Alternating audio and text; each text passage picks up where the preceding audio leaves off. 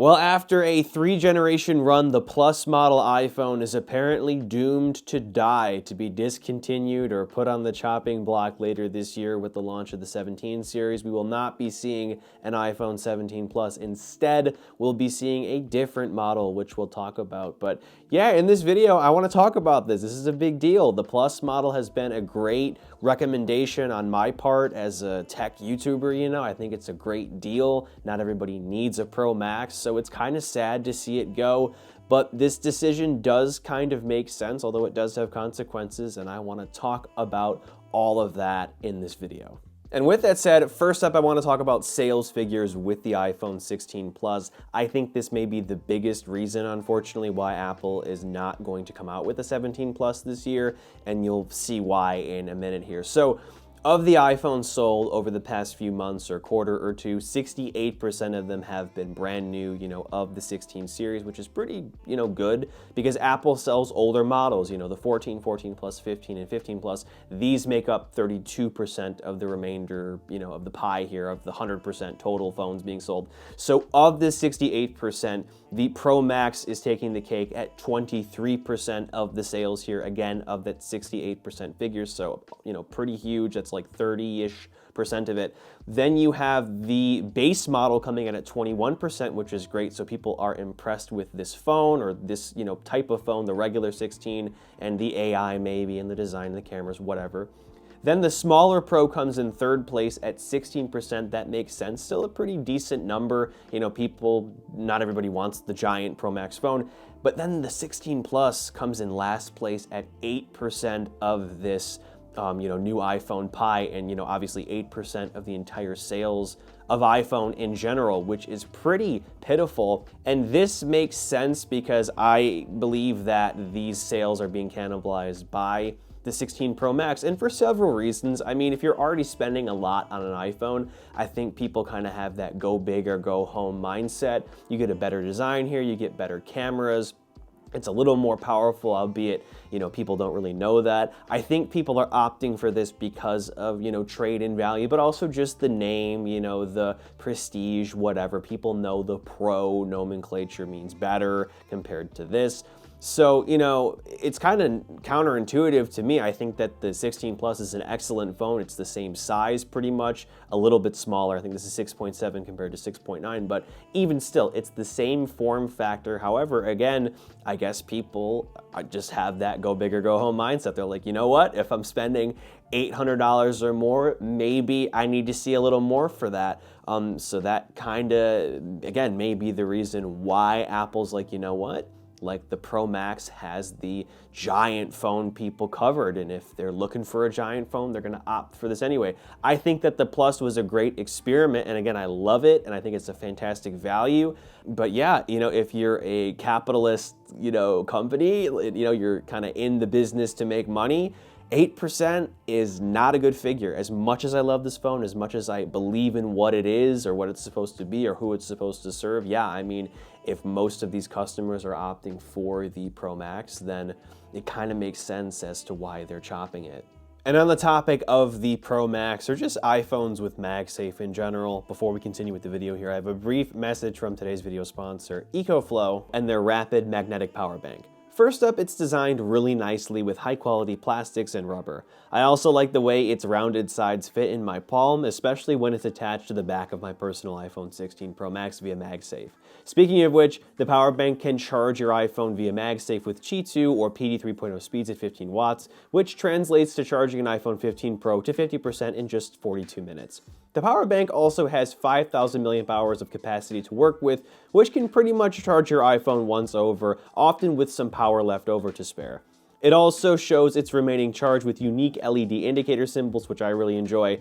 But the two things I enjoy even more are the built-in kickstand, which is great for portrait and landscape usage, along with a built-in USB Type-C cable that's cleverly tucked into the bottom edge for when you want to charge a non-iPhone device at 30 watts or plug into a power adapter to recharge the power bank altogether. You can also plug into the power bank through its single USB-C input for recharging, or again, use it to charge other devices as well.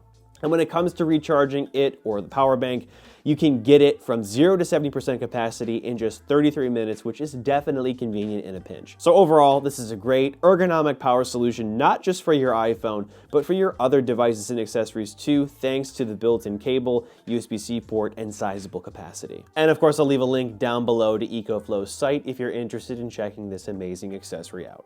But anyway, again, I'm sad to see that the 17 Plus is not going to exist, or the Plus model won't be refreshed later this year. We went over sales figures, we went over the go big or go home mindset with regard to, opting for the 16 Pro Max or a Pro Max model over the Plus model. But the good news is Plus models are not going anywhere because, as we know, as I said earlier in the sales figure portion of this video, 32% of iPhones as of right now being sold are last gen models. Just because they're last gen doesn't mean they're completely discontinued or they're not being sold as brand new with new batteries and all that. Apple currently sells the 14 Plus and the 15 Plus, as last gen new models available in the store. So when the 17 series comes out, you will still be able to buy both of these phones here, which is phenomenal for people who want that value and want a new phone in this form factor. So, again, they're not getting rid of the 16 Plus. They're certainly not getting rid of the 15 Plus. The 15 series is, I think, one of the best selling series of phones to date, especially last year when it was newer, because it's such an incredible value. You got the USB-C update, the design update, better cameras.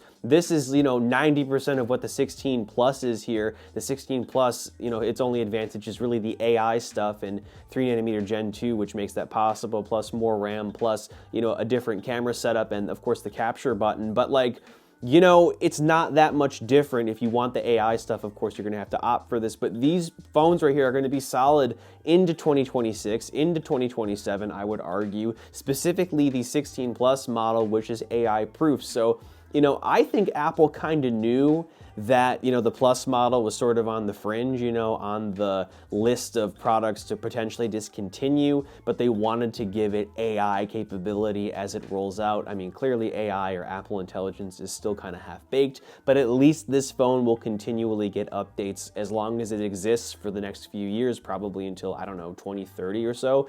So, yeah, the Plus model isn't going anywhere, really. If you really have your heart set on a Plus model, yeah, you won't get the newest gen and you won't get promotion with it, unfortunately, because that's what's rumored to, pop up in the 17 series, which we'll talk about in a minute here. But at least you get the size and you get it brand new and, you get it, for 100 plus off, So if you're eyeballing the 15 Plus, which is still the great model, or the 16 Plus for AI capabilities, you're still in luck and you can still technically buy it new for the next 2 years, because when the iPhone 18 series comes out, this will still be around as the bottom tier big phone you can buy, and it'll be $200 cheaper. So, there's always that.